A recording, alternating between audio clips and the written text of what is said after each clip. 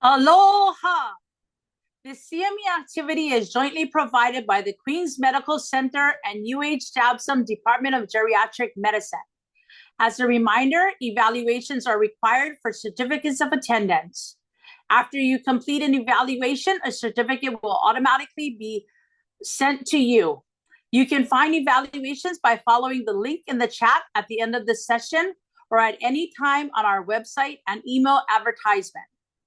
Today's webinar is for educational purposes only. We are unable to offer CME or CEUs credits if not watching it today. We want to remind everyone that this ECHO webinar, which means that this session serves as a forum for mutual teaching and learning from experts and from each of us on the front lines. As the ECHO model goes, all teach, all learn.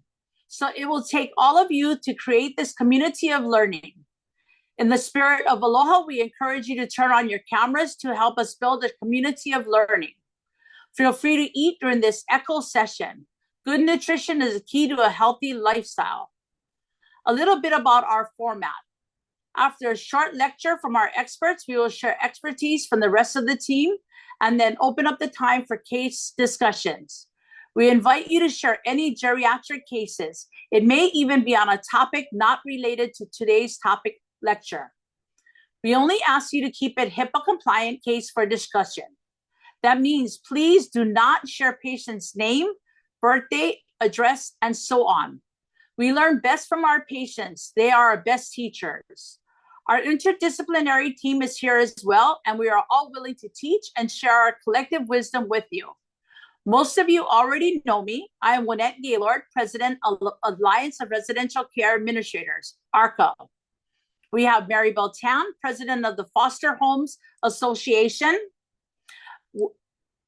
And we have Leila Ventar, Health Coordinations Manager from United Healthcare, Kauai County, and Dr. Ritabel Fernandez from University of Hawaii.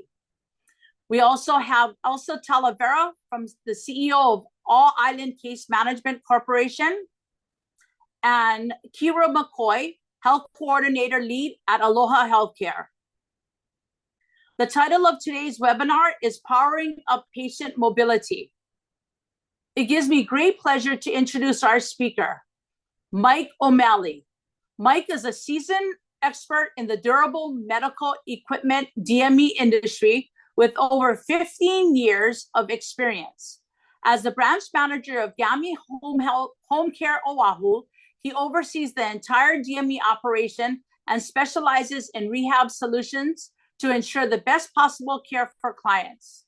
His background includes managing DME operations across multiple states, collaborating with major hospital systems, and leading teams of assistive technology professionals, ATPS. With certifications from all major power mobility providers and expertise in alternative drive systems, Mike is dedicated to advancing patient care. His deep knowledge of insurance reimbursement, product availability, and patient care challenges make him a trusted leader in the field. Please join me in welcoming Mike O'Malley. Aloha. Aloha. Thank you very much for that warm introduction. So today's topic is powering up patient mobility. One of the first things I like to kind of do, just give a breakdown of today's goals. And what we're going to do is talk about what products are available, what the differences are, what the process to get them looks like. And being that this is more for caregivers today, we're going to talk about the home evaluation, the biggest problems and common errors that we have in the field of DME. And then we're going to have some time for Q&A to discuss any other questions you have. So first thing is what's available. So the first product, the most basic product, kind of along the lines of power mobility, is a scooter. Scooter is ideal for somebody who has mobility limitations, but normally more basic limitations. Arthritis, multiple sclerosis, Parkinson's, something like that affects the ability to walk, but something where we can normally maintain postural control.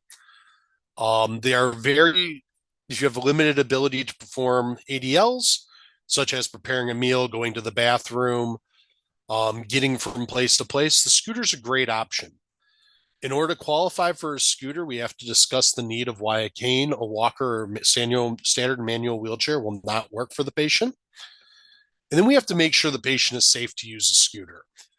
Just because they can't use a cane, a walker, or a manual wheelchair doesn't necessarily mean a scooter's safe. If there's a cognitive ability, something like that, sometimes a scooter still is not our best option, and we would need to look at another option from there. Also, in order to take and get a scooter qualified, we need to take and state that the user is willing to use it in the home. One of the common misconceptions is everybody wants a scooter to go outside and drive around town. Insurance will only pay for mobility devices for in-home use. That does not mean, though, that you can't use it out and about in other places if you qualify. It's just that it's truly dedicated for use in home. The next kind of item up is a basic power chair. Basic power chair is usually going to be someone who has a little bit more limitations. Sometimes something more along the lines of a spinal cord injury, maybe some neurological disorders, cerebral palsy, but not where we need a really advanced chair, which we'll cover next. Normally, the other reason that we would go with a power chair is the inability to use a scooter. Commonly using the tiller of a scooter and holding the arms outright for the entire day puts significant strain on the shoulders. If you're not able to actually turn it very easily due to limited mobility in the arms, a power chair is a great option because the joystick only allows for hand movements. The power chairs are actually much more maneuverable. They also have a much longer battery life, distance they're able to cover, and a lot more power to them. They are, once again, only for indoor use. And we have to qualify the need of why we need it, that a cane, walker, less expensive item does not cover the need. The next category we have is something called a Group 2 single power mobility device. Commonly, we see this as a heavier duty chair for somebody who has an increased weight, or we need a specific feature like tilt, recline, elevation of a seat. At this point, what we need to do is get an ATP involved to take and come out and see the patient and begin to evaluate them. This device is pretty commonly used. One I have pictured here is a Jazzy Air, which has a seat elevate function. But there is many others, tilt to recline to take and adjust for some type of skin breakdown or to offload weight throughout the day is very useful. In this product, if we basically can't get the Group 1 power mobility device to work, is when we would move to this. Next thing we basically have available is what's called a Group 3 power wheelchair. What this means is that a Group 1 power wheelchair or a Group 2 power wheelchair would work for the patient, but normally we're seeing something very unique with neurological disorders, skeletal disorders, myopathy. Therefore, we're going to need some more specialized features. With this type of chair, we completely design the seating 100% for the patient, where we can put lateral pads, elbow blocks, specialized knees. I did one a couple weeks ago where the seat was, excuse me, was 36 inches wide and 22 inches deep. So with this type of device, we can see a lot more ability to customize. We can customize backrests, headrests, anything like that that we need. Normally, this is going to be for a more advanced patient, but it is nice to know that these are out there. Currently, my guys are working on one downstairs right now for a patient that has no movement at all below the neck. So he's going to be using a set of Google glasses to actually drive the chair around. And whichever direction his eyeballs point is where the chair is going to drive. So we're seeing some really cool advanced stuff right now with these chairs getting approved for insurance. So patients that 2-3 years ago even, we would say, hey, there's no way that they can ever operate a mobility device. We're finding a lot of new creative solutions to do that. AI is coming in and helping with the driving. So there's some really cool stuff, even development-wise, over the last 3-4 months with the power mobility chairs. So next I want to kind of talk about what the process to getting these is. Basic steps, first thing we would tell you to do is go and see your doctor. Doctor's going to take and write down that there's need for something. They're usually going to take and evaluate the basics of what kind of device might work. They're going to take and send over a few documents from the chart note, and then they're going to send us, the equipment provider, out. We're going to take and come up with the rest of the documentation needed for the doctor, send it back over. Then someone like me, Tim, who's my ATP, one of my rehabilitation techs, are usually going to come out to the home. We're going to see the patient, see the home environment, and kind of come up with a happy medium of what's going to work for the patient, what fits in the home, all of that. Once we get all that drawn up, we send over kind of the final paperwork there to doctor. The request is going to be sent for insurance if prior authorization is needed. Then the item is ordered, and then the item is delivered. With a basic scooter or basic power chair, at this point, we're actually stocking a bunch here in Oahu. We're normally looking at about a 60-day turnaround. As long as all the parties are keeping up, sending paperwork, everybody's in good communication. But 60-day turnaround is getting really realistic on these. I've heard stories many times in the past of 120 days, these even taking 15 months or a year. So we're being able to get these down much, much quicker. Next would be the more complex devices. So what's going to happen here is the physician's going to take and see the patient. They're going to write a prescription for a seating and mobility evaluation. Then what we're going to have is an occupational therapist, a physical therapist, schedule an appointment and conduct an evaluation. Therefore, we're going to be able to determine the exact need of the patient and kind of build and design a perfect chair. When we're able to build that and design that perfect chair, we're going to go out with the OT or the PT. We're going to then take and help them come up with the paperwork. We're going to help justify this for the insurance companies. After that, what we do is what's called a face-to-face appointment. One of us from our office, my office, even my competitor does the same thing.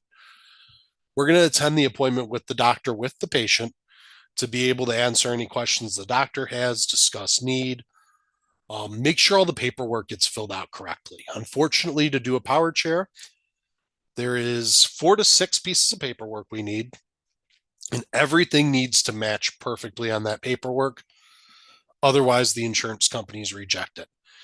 And there's some very silly things there. If I have a double amputee and we write down patient has no legs, patient cannot walk. If we do not write something as simple as that down, the insurance company takes and goes, why can't the patient walk? So we have to be very specific and very nitpicky. But it's great the way we work it, where we can take and work that collaborative effort and get everybody together. Next, after that, we're going to submit prior authorizations required on almost all complex rehab devices. We're going to submit that to the insurance company. The insurance company is going to take and reject or approve. Normally, a lot of times I like to just tell caregivers and providers all that a denial is not necessarily a bad thing. Sometimes we see denials the very first time we submit, commonly because the insurance company has more questions. When they have more questions, they just have questions. A lot of these go through an AI program that initially reads the information. The AI program constantly rejects things that it shouldn't. When it goes through that denial process the first time, an actual human being is going to work on it the next time. Normally, it's a physician employed by the insurance company. Once we have approval on a specialized chair, equipment's going to be ordered. And then after that, the equipment's delivered. Custom chairs, I do like to warn everybody, due to the different levels of customization, they do take a little bit longer. On average, though, we're still being able to see those get turned around within about 90 days. Where if we looked at this 2 or 3 years ago, we were looking at, 4 to 6 months on average. We're at about 3 months on average with most custom orders at this point in time. So the really important thing to discuss today is what is a home evaluation and what is the importance of it. Home evaluation basically entails we're going to look at what type of housing is present. Are we looking at an apartment? Are we looking at a care home? Are we looking at a nursing home? Are we looking at a hospital? What type of facility? Then we're going to look at the entrances. Is there ramps? Is there a huge lip going in and out of the doors? What challenges are there? Are the doors wide enough? All those type of things to make sure the piece of equipment we get is going to fit in the home and work in the home. Next, we're going to take a look at the inside of the home itself. What types of rooms are there that the chair is going to be used in? Is the bedroom accessible? Is the bathroom accessible? Is the kitchen accessible? Sometimes we're going to look at and say, hey, we don't actually need this for the bathroom because we have a rolling shower chair or some other type of device. So we're going to look at what the actual needs are in the home and then try and tailor the chair as best as we can to fit in the home. We're also going to look at their stairs or other obstacles, flooring surfaces. Is there a bunch of carpets that are little throw rugs that can get caught in the wheels? Do we have enough space to navigate through all the doorways? Are there tight hallways where we can't turn the chair in and out of the doors? Then lastly, we want to make sure that the room's free of clutter and other obstacles. I had a patient a couple weeks ago who called. She had boxes and boxes of diapers where her house was kind of a maze, and she drove the chair into the diapers and everything tumbled on top of her. So we made the suggestion to kind of help her reorganize the home so she was able to actually drive through there safely. Lastly, we want to make sure the patient can use the equipment in the home. If there's a tremor, something like that present in the hand, we want to take and adjust the chair to account for any of those deficits and make it as safe as possible. Final question that insurance companies ask us: does the patient or caregiver show the willingness to use the device in the home environment? We need the patient to buy in and want to use the device in order for us to be able to order it. I've seen a few situations in the past where, for whatever reason, a patient is not willing to drive a power device. Maybe there's a fear to it, something like that. And then we look at, is the caregiver able to drive it for them? If either of those needs are present and they both agree on it, then we can move forward with a power device. But we don't want to take and waste anybody's time or the insurance company's money, et cetera, if the patient or caregiver is not really going to use the item in the home. Next step that we do is we evaluate the patient. We want to get the perfect fit. So before the arrival, our team's going to review all the diagnosis codes, heights, weights, all those things. Then when we arrive, we want to be able to sit the patient up as close as possible in an upright position. Or for some reason, if there is some postural defect, neurological disorder where the patient can never sit in an upright position, we want to put the patient in a comfortable position. This is really important. Quite often when I go out to homes, we have issues getting the patient to sit up straight in bed. And if we can't get the patient to sit up, all the measurements change constantly. I can guess if somebody's laying down, but normally if I can just have somebody help hold the patient up, I can get perfect measurements then, and then basically be able to get a chair 100% dialed in. The two most important measurements we're going to get is hip width and upper leg length. Those are going to determine the seat size. Seat size, we always want to get 100% correct. If we don't get seat size correct, it's really hard to change later. Next ones we're going to look at are shoulder height. Positive is with the backrest, we always have adjustment in the backrest. Making the chair a little wider or a little longer is very difficult in most scenarios, but changing the shoulder height is pretty easy. And we can usually get that close. Once we come out to do the final fitting, a lot of times patients want it a little higher, a little lower, just so it fits in their back right.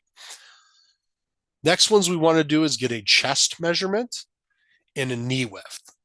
At that point, we're going to take and look and see if we need any supports, such as lateral supports that would go on the side to help the patient from leaning left or right, or knee blocks, which would potentially hold the knees in so they're not bowing out. If we have a patient who has knees that are very tight and are always crossed, we can look at putting some abduction blocks in there to hold the knees separated. So getting those measurements then is kind of our next most important thing. From there, the rest we always want to get, but they're kind of arbitrary. We want to do the best job we can of setting the chair up here in our office before it comes out to minimize the time in the field working with the client and minimize their discomfort. So the next ones we're going to grab is elbow height and then elbow to fingertip length. That way we can adjust the joystick and the armrests ahead of time. No matter how good of a job I do at that, I'll admit every single time I get out in the field, I'm adjusting an inch up, inch down, joystick in or out.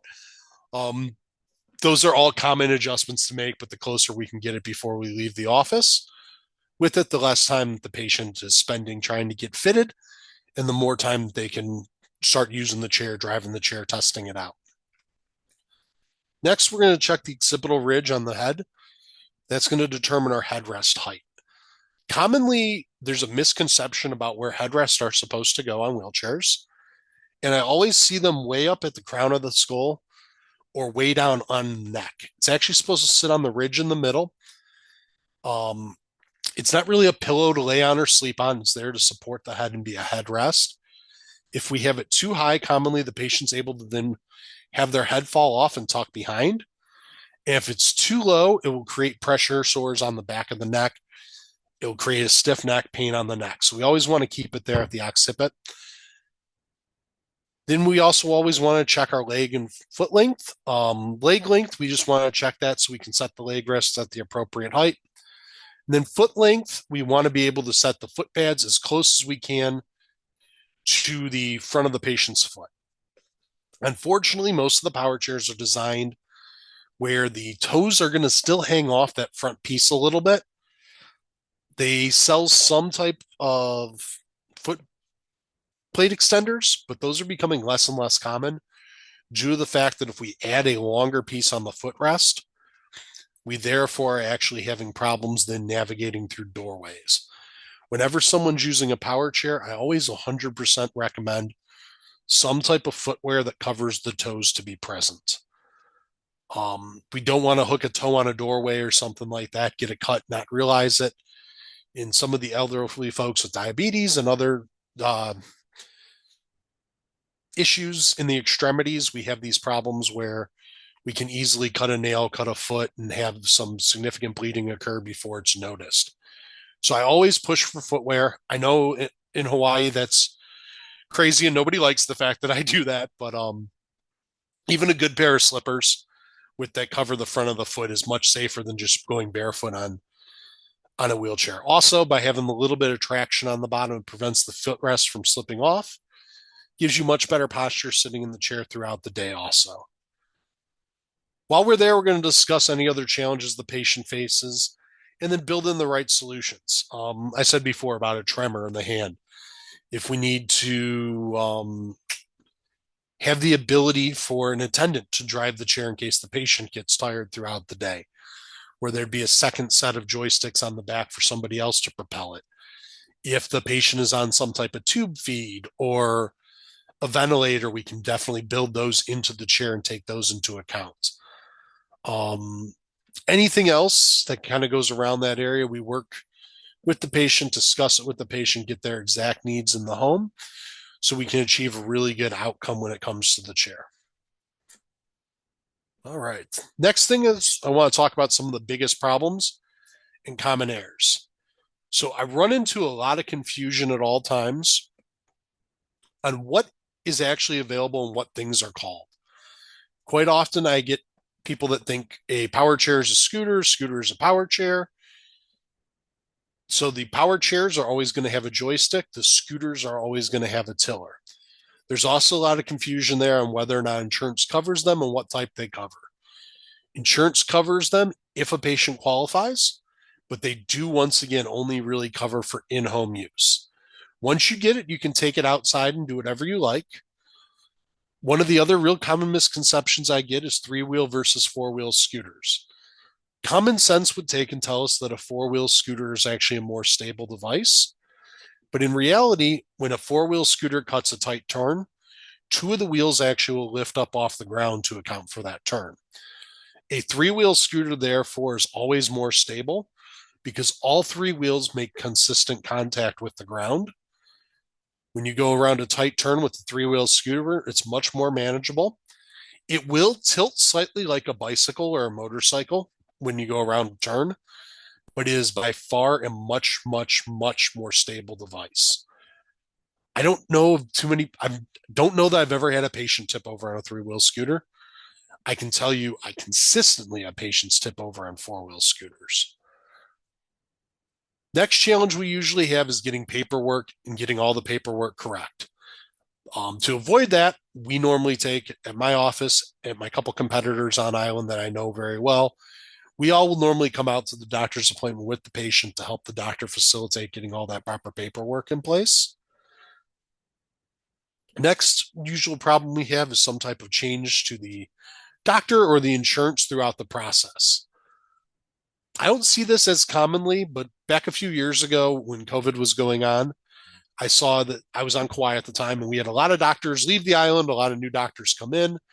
Same thing with physical therapists. We had a lot of traveling physical therapists. So unfortunately, we would have this process where we would start with one traveling physical therapist. On average, they were on island for only 90-day contracts. So once they had seen the patient, we had moved to a new physical therapist to kind of finish the follow-up. So if there's any changes to the doctor or changes to the insurance, which we see a lot of times around the first of the year, just make us aware as the DME provider so that way we can make sure we update our records and keep everything flowing nice and smooth. Next thing a lot of times we do is we have trouble completing the home evaluations. This isn't as common as it used to be. We're getting a lot more knowledge out there in the community of why this is important and that it's required by the insurance companies. But years ago, whenever a patient was, say, in a facility and they were going to be discharging, the facility would be working on getting everything. Then the caregiver would go, well, they're not here yet, so why do we need to assess them here? We've done a lot better job with that, getting the information out, explaining to caregivers why that's necessary. So it seems to have remedied a lot of that problem. Next and final thing is getting input from the caregivers and the patients. The more input we can get, the better we can make it. So if there's something weird, out of the ordinary, any type of apprehension, anything like that, bring it up. We are more than happy to help, answer questions, and we really want to design and tailor a perfect product for every patient. So don't hesitate to ask a million questions. The more questions you ask, the more little problems you bring up, the better solutions we can create. All right, I'm going to open it up for questions, but one of the other things I'd just like to make everybody aware of too is I did really tailor this presentation towards the power mobility side of things, but BAF safety is important too. And most of our patients who are going to take and qualify for some type of mobility device, if it's power mobility or even a specialized wheelchair, if they're in a care home setting, normally they will also qualify for BAF safety. So it's just important to kind of take all that into account. When I come out to evaluate normally for a power wheelchair, I'm also going to discuss as much as you will let me discuss. I'll kind of ask questions. Hey, how's the bathroom working? Do we need a Hoyer lift? Do we need a hospital bed? All those types of things. Whenever we come out to the home, we normally try and look through all that, ask all of that. But obviously, any questions you have, always feel free to ask us. We're here to help. All right. Hi, We'll Mike. open up Thank for you. questions. Sure. My name is Kira. I'm a health coordinator with Aloha Care. Mhm. I had a question about, does the home evaluation kind of determine the type of chair that's So yes and no. Most of the time, the ATP evaluation or the PT evaluation technically does that. Normally, we can roll it all into one though. okay? So instead of doing like 4 separate trips, we normally try and combine it all into one and cross check all the boxes. But not so yes and no, I guess is the answer there. We Okay. try and do it all at once. Okay. I have a member who does have a powered wheelchair. I'm not sure what style it is, but the feature to go up and down has been disabled.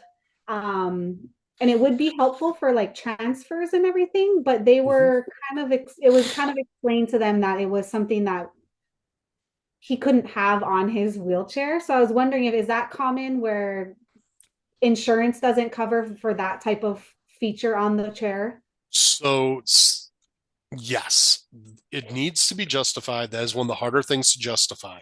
Okay. Medicare just basically said that that was available 3 years ago. but they really haven't created codes, reimbursement, any of the LCDs for it yet. Okay. In the process, a couple of the manufacturers, just the way the chairs actually function, that feature's always there.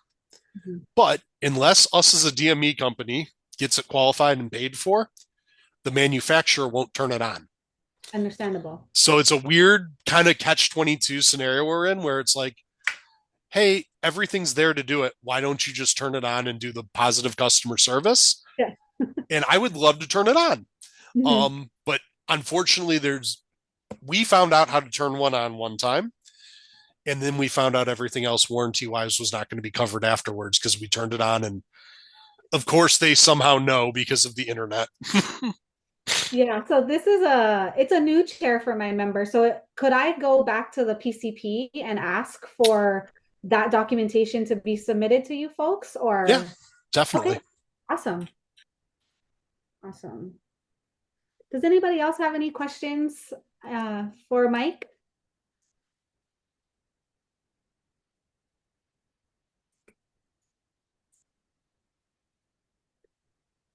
I have more. Oh, Um, yeah, so the ATP, what does that stand for? um, why did I just blank? Assistive technologies professional. Okay. Okay. So they go out with like the PT to do the Yes. assessment. Okay. Awesome. Awesome. I don't know why I used to say advanced therapeutics professional because they changed the title years ago. And that was not the old title either. But Yeah. I just, every time somebody asks me, I completely blank for a quick second. So we have a question in the chat that says, Mm-hmm. does your company help obtain a DME that is not available on the island? For example, Sarah Sling Lift, shower buddy chair. So Sarah lifts are not covered by any insurance company, Okay. unfortunately. They are the only way we can do that is by normally a caseworker contacting us and working it outside of a normal DME coverage. Sarah lifts aren't a coded item, unfortunately. Okay. The one or two of them that are coded as a standard Hoyer lift, where the reimbursement on that, I want to say, is around $800, $900 to the DME companies. The cost of a Sarah lift, though, itself is over $4,000. So if we were to sell one, we'd lose $3,200 Mhm. right away. The shower buddy, let me just look up what that is really quick because I think we use a different brand. Um,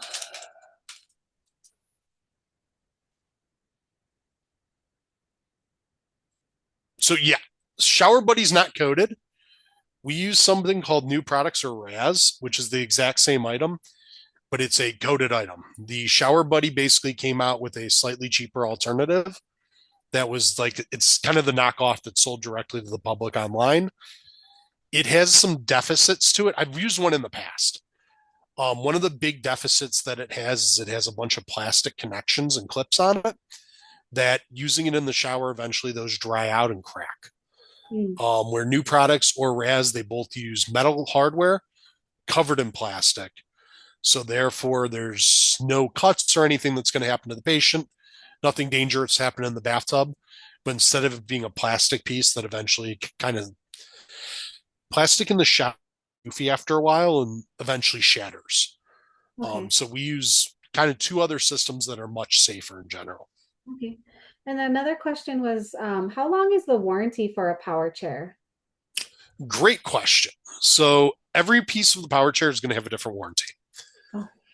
So it really depends, but the positive there is once the warranty on the individual items expires, insurance is going to cover it as long as it was originally qualified through insurance. Okay. For instance, batteries are normally 6 months. Most of the electronics are a year. There's standard maintenance items like tires that are, when it rolls out of here, the tires are no warranty. The welds on a power chair are going to be covered for the lifetime of the power chair. Motors are normally 18 months, but every single piece on every power chair scooter is all going to have different warranties associated with it. Okay. My advice there is to always call the DME company that you got it from. Talk to them. They're going to file the warranty when they receive it. It gets filed right then and there through the manufacturer, and they'll be able to talk to you. Okay. Can I piggyback on that question, Mike? So if the warranty is passed and so there's a repair is needed, you would then submit the request to the insurance company to cover the repair? Yeah. Yeah. It's actually really easy. If you go back 5-6 years ago, it was a nightmare because we had to have the doctor prescribe every single nut and bolt individually. And we'd send paperwork to a doctor and they'd be like, I don't know what any of this is. I'm not going to sign this. Now, as long as within a year the doctor has submitted his paperwork, the magic line in the paperwork is patient uses this item and benefits from its use. Insurance blanket covers any repairs. Great to know. Thank you. Yeah. The one positive and negative is they're making the process simpler every year, but they're changing it, unfortunately, every year. So all the information I'll give you guys this year is going to get easier next year, but they're going to change something slightly. I have one more question about home evaluation when you go. And I really appreciate that you just don't look at the wheelchair. You look at everything, right? Yeah. So question on the bathrooms for grab bars. So if you assess that the patient needs a grab bar, do you recommend and would your company help install that for them? So we did installs for a very long time. Grab bars, the only one that is covered by insurance is if you have Medicaid, you can qualify for one 12-inch grab bar, unfortunately. That is the only one that you can qualify for through Medicaid. We did do grab bar installs for a very long time period. Unfortunately, the way that Hawaii now works it is it's no longer really covered under our home modification. So we normally would recommend a handyman locally, depending on which island to do it.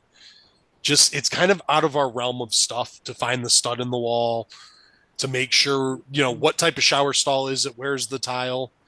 One of the guys on Kauai drilled right through a pipe one time. So, yeah, it was in a condo unit where we were told there was no pipes in the wall. He checked, there was supposedly no pipes in the wall, and he drilled right into a pipe.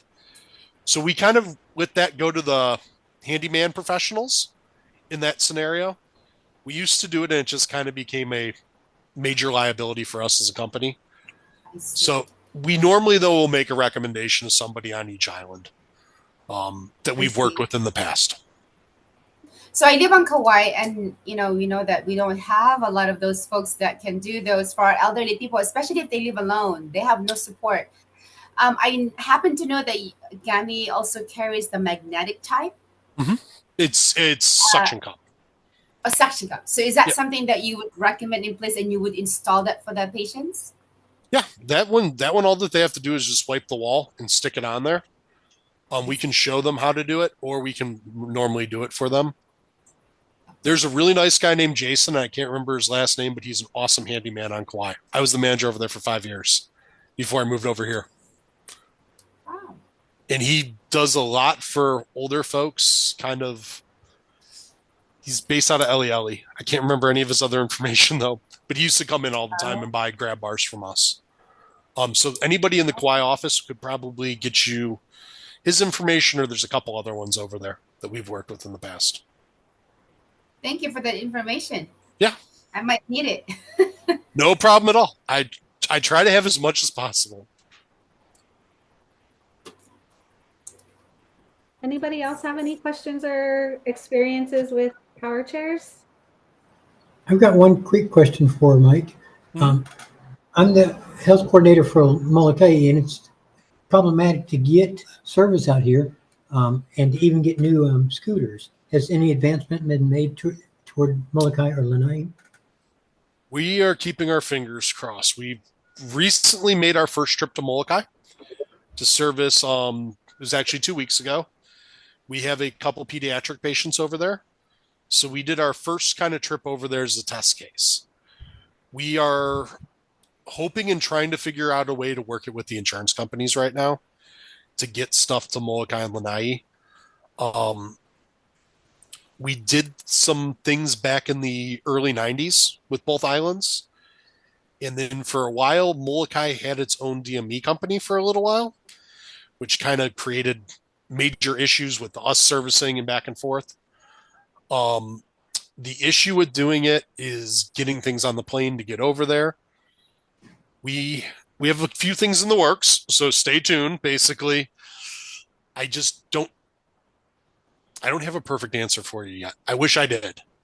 Now, for instance, though, if they are seeking any care on Oahu, I do see a lot of patients that fly over to Oahu, they get their equipment on Oahu, and then return to Molokai. So we've worked that in the past. We do the same thing on Kauai with Niihau patients. A lot of them we see at the hospital on the west side on Kauai, and then they take the equipment back with them to Niihau. But they're strictly on Molokai right now, and they're not coming over. We don't have a perfect solution yet. We're working on one though. Now, who would be my contact person to try and talk to work something out? Would that be you or? I could try and have that up for you. It'd be me or our owner. Her name's Dale. And we're eagerly trying to do it. It's just, it creates more, the more we try, the more problems it creates. But yeah, we'd be more than willing to try and come up with solutions. Right now we service all the other islands, basically besides those kind of three, Molokai, Lanai, and Niihau. So yeah, we'd be more than willing to try and come up with some solutions. Can you put your contact information in the chat? Yeah, definitely. Thank you, sir. Yeah.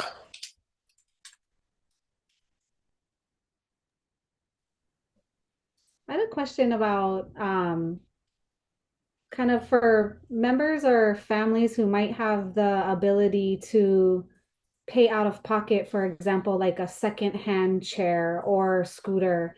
Is that when I do research, I see that's kind of something that's available in the mainland, but not necessarily here. I'm also from Kauai, so it's very, very limited here, as you know. But I've been asked by my families here, like, is there anywhere on Oahu or Maui, Big Island, where I could buy refurbished? But I haven't been able to find any type of resource like that. I would never actually suggest it. Okay, well, that's what I said as well, but yeah. I was like, let me look for you. Everybody who's selling a used piece of equipment that was grandma or grandpa's who passed has the best intentions in place to give it to somebody else. You are buying a whole new set of problems whenever you do it. For instance, on a power chair, batteries are about $300-$400. Wheels and tires can be around $200-$300. So you end up buying problems that you don't think of being there, and it just every single time becomes a disaster. The one time I do see it okay that it works out is a VA patient, because the VA, if you own a second piece of equipment, they will service it as a backup. I wish we could get every insurance company to do that. Unfortunately, nobody is going to do that besides the VA, basically. Yeah. Any of the stuff that's refurbished, I've never had good scenarios with that. For us as a company, the way our contracts work with insurance, we can't buy used equipment and refurbish it and sell it. And any of the reputable companies in DME are going to be under that same contract issue. So a lot of times it's people buying them off the Facebook Marketplace and Craigslist, and you don't know what you're getting. Yeah. I usually tell them to try and go through insurance and see what happens. Okay. When you're in a scenario like that, normally we can get it covered through insurance. Okay. And then to go back, you mentioned this kind of earlier in the start. How long does a wheelchair generally last where it's kind of like there's no point in fixing X, Y, and Z? We should just get you a new one. Sure. It depends on how well the patient cares for it. Okay. I give everybody this scenario at all times. My grandfather and grandmother, my grandfather took care of his cars. His wheelchairs would last him 10 to 12 years on average. My grandmother's would last about 3 years. They lived in the same house. I don't know what they did so differently, but she destroyed them and his lasted forever. Where insurance, there's an old rule that doesn't really exist anymore, but it still gets pulled out all the time, that after 5 years, you're eligible for a new piece of equipment. What that rule actually is within the first 5 years, if it's 80% or more, the cost of the repairs to the cost of a new piece of equipment, insurance will provide a new piece of equipment. After 5 years, that algorithm reverses. So if it's 20% of the cost of repairs, insurance will provide a new piece of equipment. I have my guys here trained pretty well that when they bring a chair in, for the longest time, they would fix whatever was broken on it. And now I have them, I go, guys, look deeper. If the whole chair is going to fall apart in 6 months, we're not replacing tires and batteries today and disqualifying the patient for a new chair in 6 months. Write up the whole thing. If the frame is rusting out, if the motors are making a whistling noise as they go around, the joystick is falling off, write it up. Insurance would rather get them something that works than keep band-aiding problems. My tech on Kauai, his name's Matt. He does a really good job of that too. I don't know what my competitor on Kauai does. I was gonna say, I just actually met with a family and they have nothing but nice things to say about him and you. So they were wondering where you went. Well, I'm over here now. We're always going to look at that. I never want to like rip the insurance company off, but I want the customer to have a good piece of equipment. Yeah. And every time I've stated the case to a caseworker or an insurance company of why I'm requesting something new early, the insurance company has went, yeah, why wouldn't we do that? So I try and be fair. Okay. And it's usually about 5 years is kind of the shelf life. At 5 years, the motors start to wear out, the seat cushions start to wear out. 5 years is normally about right. Ideally, we should be able to push stuff to about 7 years. Mm-hmm. So 5 to 7 is, I feel very comfortable saying that, but there is no hard and fast rule anywhere.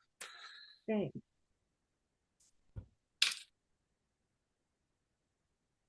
Any other questions or concerns? Mike, question. So when you deliver the power chair or not power chair, but the scooter to the patients or members, are they educated on how to use or where they should be using it? Because a lot of I've seen so many scooters being ridden outside on the street, and I'm like, oh, great. So a lot of our folks think that they can get a scooter to use outside, but it's actually for inside to assist with their personal care. And they don't seem to believe that, or they think they can get it so that they can access the community. Yes. And unfortunately, so we do our best to educate, but there's also all those other preconceived notions out there in the community. And they see, like the ones we rent to the tourists, for instance. The ones I normally rent to the tourists are all blue, where they're a different color blue. They're like a lighter blue. That scooter is meant for outside. It has double the batteries in it, a much bigger motor, and it has a suspension on it.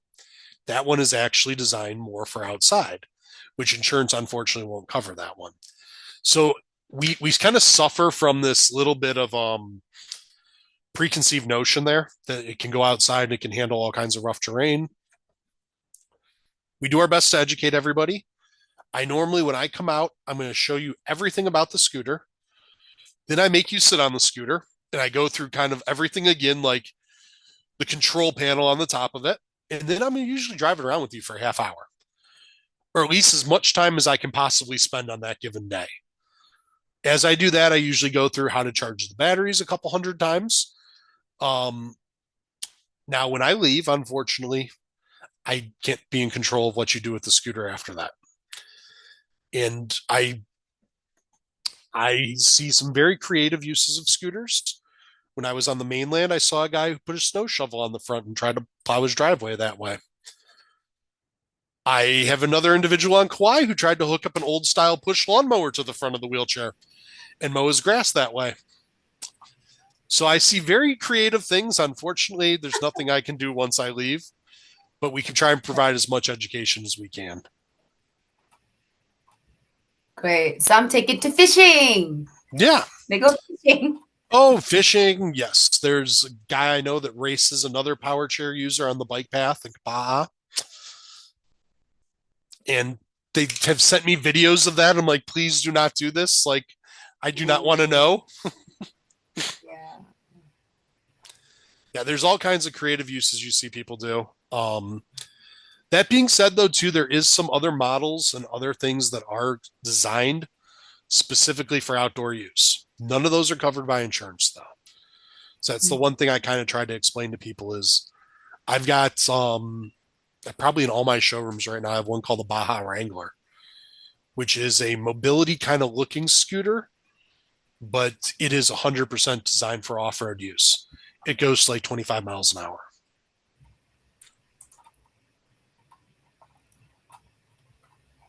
You had mentioned about a more fancy advanced chair. I'm not sure if it was maybe the group 3 Mhm. chair. Is that one that's covered by Medicaid? It is? Oh, Yeah, okay. Medicare and Medicaid both cover group 3s. Okay. Yeah, they are involve a lot more paperwork, a lot more designing goes into them, but they're 100% covered. Okay. That's good to Unfortunately, in know. Hawaii, there's only two companies really that can do them. So there's been a lot of other companies that have basically said that they aren't covered by insurance because they're not licensed to provide them. But us and National Seating are both licensed to provide them. I'll give them a shout out. I'll be nice to my competitor down the street. There's another guy who does them, which scared the life out of me because he flies in from California for 1 week every quarter, does a bunch of chairs, and then he flies back. And they get delivered by a moving company. I don't know what his company name is. He seems to be with a different company every couple months. Okay. But us National Seating provide those chairs. We have ATPs on staff. We have technicians on staff. And I'll be nice and give them a shout out. They do a great job with them too. Great. Yeah, I'm just thinking of in the future because the group 3 seems like a better fit for my member, but I don't think that the doctor really understands kind of the process of getting so that's good for me to know to pass along information. I appreciate that. Thank you. I would say the first thing to have them do is get a seating and mobility evaluation. Just have the doctor fax that over to us, a prescription for that. Then we can work with we can talk to the patient. We can then, on Kauai, there's a couple therapists specifically we usually like to use. And it's just because it's a weird thing for a therapist to do. I probably have 10 or 20 I use on Oahu. Same thing with Maui. Kauai, I've got about 7 of them I use on a regular basis. But they know how to do that evaluation. They know what to look for. Any therapist that's ever willing to give me the time of day and sit there and let them train them, I'm more than happy to. But specifically, I know that I have a few on each island that are really good at it. Same thing with Big Island also. Great. Thank you. I appreciate that. Yeah. All right. If there are no more questions, we can proceed with the mobility evaluation. Thank you so much, Mike, for your thank you very much. Okay, so for those of you that are attending today, please complete the evaluation. The link is in the chat. John just entered it there. So when you're doing the evaluation, please indicate how many residents that you have. So let's say if you have 2 residents in your home, you're going to start with the resident that you admitted first. So let's say your first resident that you admitted has been with you greater than 5 years, then you would check that box right here at the very the last box that says greater than 5 years. And then you're going to proceed in answering all of those questions, A, B, C, D. For your next resident who's been with you that you admitted second, then you're going to go ahead and enter that information. And again, check the box how many years she or he's been there with you. And you're going to go ahead and answer all of those questions as well, A, B, C, D. If you have 3, you're going to keep entering all your residents until you have entered all of the amount of residents. You've done the evaluation on all your residents in your home, whether you have 2, 3, 4, or 5. And we're gonna watch a video on the tug test. The timed up and go, or tug, tests functional mobility. To perform the test, you need a chair and a stopwatch, or a wristwatch with a second hand. Have your patient start by sitting on the chair, feet flat on the floor, one foot slightly in front of the other, and hands on the armrests of the chair. Put a line on the floor 10 feet or 3 meters away. Ask your patient to stand up from the chair and walk at her normal pace to the line on the floor when you say go. When she reaches the line, she should turn around, walk back to the chair, and sit down. Be sure to start timing on the signal go, and even if your patient has not started to move, and stop timing at the moment she sits back down in the chair. While she's walking, stand between the chair and the line in case the patient loses her balance and you need to assist. Observe and note the patient's posture, width of the base of support, step height, stride length, arm swing, and path. When the test is complete, record the time. Also record whether the patient used an assistive device, and if so, what type. A community-dwelling older adult who takes more than 12 seconds to complete the tug is at increased risk of falling.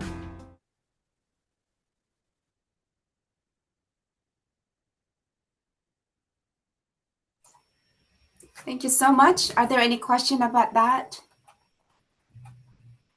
Don't forget to complete your evaluation. If you join as a group, please, you're going to have to complete evaluation for each person that attended. And please ensure that we have your correct email address and your contact information so that we can send you your certificate of attendance. Make sure to check your email or your spam folder. Sometimes you may not see it in your inbox, so check your spam folder.